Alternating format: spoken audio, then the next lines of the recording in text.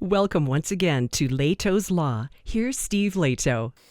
I did a story about a half a year ago where I mentioned Brett Favre, the football player, and a problem happening down south with welfare money. And the odds of those two things being in the same sentence seem very, very strange, but it's true. And Donna sent me a note and said, "Hey, Steve, here's a follow-up to that story you did about Brett." And this is crazy. Out of the Mississippi Today website, Anna Wolf wrote the story. State law files lawsuit to recoup $24 million in welfare funds from Brett Favre, WWE wrestlers, and 34 other people or companies. And how this happened, I don't know, but they explain it. The Mississippi Department of Human Services is suing 38 people or companies for squandering welfare money that was supposed to address poverty in the poorest state in the nation. The lawsuit intends to claw back $24 million in federal funds misused in a sprawling scandal that officials began to unravel almost 3 years ago. It targets famous people such as Brett Favre, former running back Marcus Dupree, former linebacker Paul Lacoste, retired WWE wrestler Ted, the $1 Million Man DiBiase, and his two sons, among others. So if the $1 Million Man were fighting the $6 Million Man, would the $6 Million Man just win because he's $5 million better?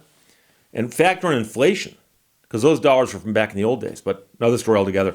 The lawsuit details bold disregard from officials and contractors for either effective public spending or for the people they were supposed to be assisting, actions indicative of a state government with a cynical approach to anti-poverty programs.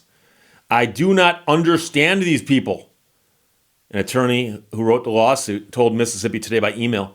What kind of person would decide that money the law required to be spent helping the poorest people in the poorest state would be better spent being doled out by them to their own families, their own pet projects, and their own favorite celebrities? Now, two entities who received welfare funds through these activities do not appear as defendants. So it looks like some of the money may have been spent properly. Some of it. Nancy New and her son Zach New, who ran a nonprofit that received tens of millions under contracts with the Mississippi DHS, pleaded guilty in April to several charges of bribery and fraud related to how they used the nonprofit's public funding. Much of the money was illegally funneled to other nonprofits or contractors, which were considered second-tier recipients of the money.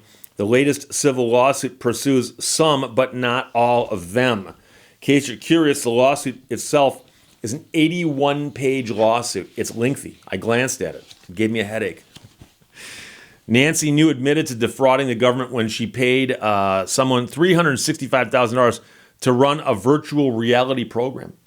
Her son and the nonprofit's assistant director pleaded guilty to wire fraud for transferring $500,000 to the construction of the physical virtual reality center. It's important that your virtual reality exists in a physical place.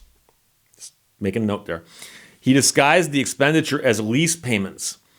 Zach New also admitted to defrauding the government by transferring $4 million for the construction of a volleyball stadium at the University of Southern Mississippi, which was also disguised as a lease.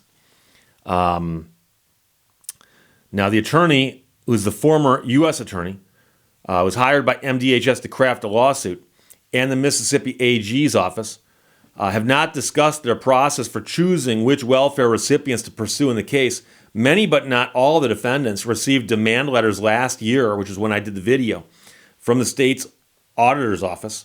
That's the agency that originally investigated the case. MDHS is ready to file this lawsuit over 6 months ago. But the Attorney General's office, which has authority over lawsuits filed on behalf of the state, had to give them the green light.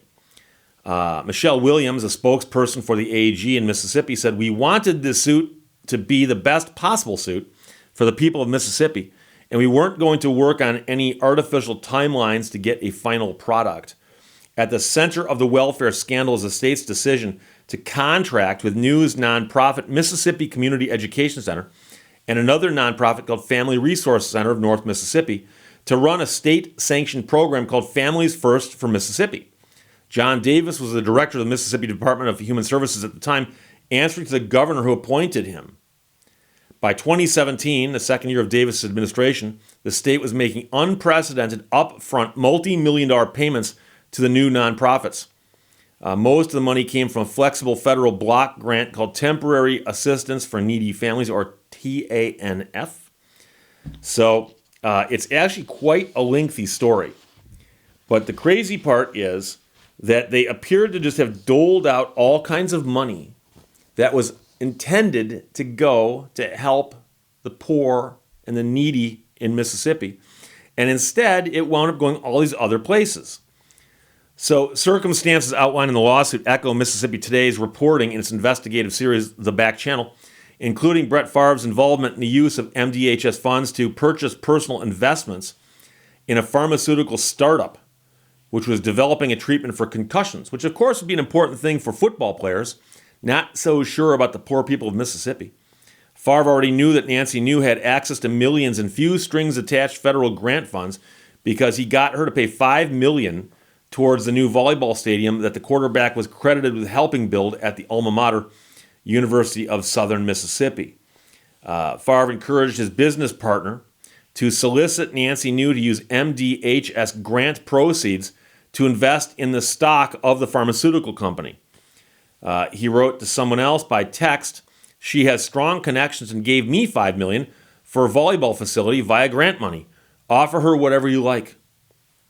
This text came just 2 days after the two men met with then-governor to discuss how to elevate and find funding for the company.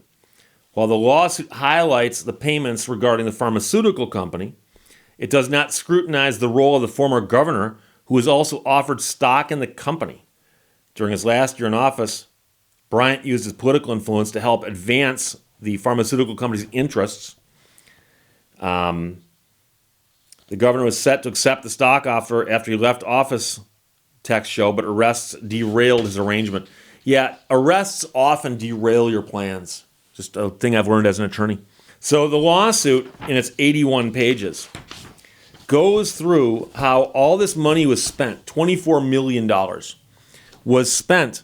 And the money came from the feds. The feds said, here is money to help the poor people of your state. You guys take this money and you see to it that it goes to that purpose. And the people who were in charge of doling the money out appeared to have been doling it out to all kinds of things that had nothing to do with helping the poor people. Building a volleyball stadium for a college. That's a great cause. I love volleyball. I love colleges. But is that what the money was intended for when it came from the feds and they said, here, use this to help poor people? Or was it intended to buy pharmaceutical stock? I mean, these are hypothetical questions, but the answers should be obvious. And so I remember last year when I was talking about this, and they'd sent out the letter saying, look, here's what the money is intended for, and here's the money that someone gave you to do this, and there's obviously a disconnect, so you got to give the money back. And apparently, if you didn't give the money back, you're getting sued. And so, like I said, it's an 81-page complaint. But the real problem here is, don't get me wrong, I think if these people got the money and weren't entitled to it, they should pay it back. That's a problem. I understand that.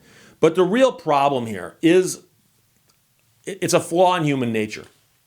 If I spend years working like a dog and save up some money, I'm very careful in how I spend that money because I know how hard it was to get. Politicians, on the other hand, who often have what they perceive to be an unlimited pot of cash, i.e. taxpayer money, will often spend that money willy-nilly because to them it's an unlimited supply of cash and they didn't work for it. So that governor that you have on you, I'm talking about a mechanical governor, figuratively speaking, that tells you, remember how hard it was to make this money? Spend it carefully. That mechanism that tells you to spend the money carefully isn't there when the money is an unending supply of taxpayer money. It's worse here because this isn't even taxpayer money from the state. The people who get this money from the feds go, oh, check it out. It's just free money from the feds. And they appear to have gone even further afield than you'd expect than they might have done with just pure tax dollars. I understand the money from the feds is also tax dollars.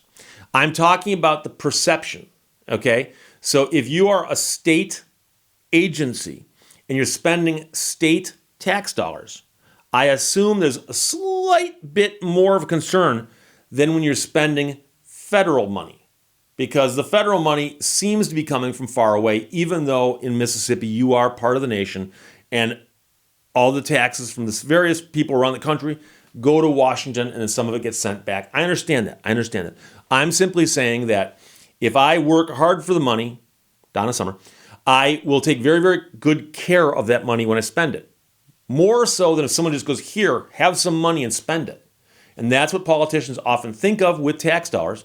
And I think it's even less so with the money they get from the feds. So the idea that millions of dollars came into this program and was doled out like this to friends and famous people and to buy pharmaceutical stock, and it's just crazy. It's crazy.